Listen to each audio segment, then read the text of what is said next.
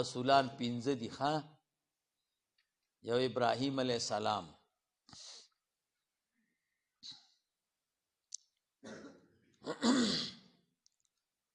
یو نوح علیہ السلام، دویم ابراهیم علیہ السلام، دریم موسی علیہ السلام، څلورم عیسی علیہ السلام، پنځم محمد رسول الله صلی الله علیه وسلم.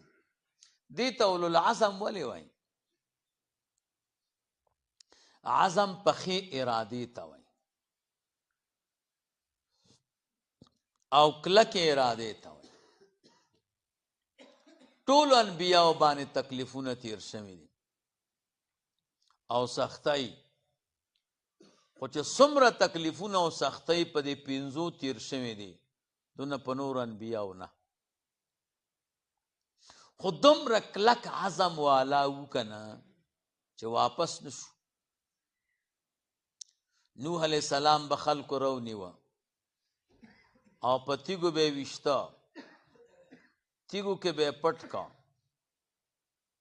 ماښام به جبریل علیہ السلام راغی، دم به یې که روغ بش، د تیږو نه به یې راویسته. ورته وی جبریل سبا به څه کوم؟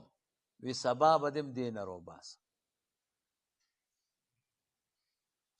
9.5 کاله ورته دعوت کړی دی. کلک عزم والا نو،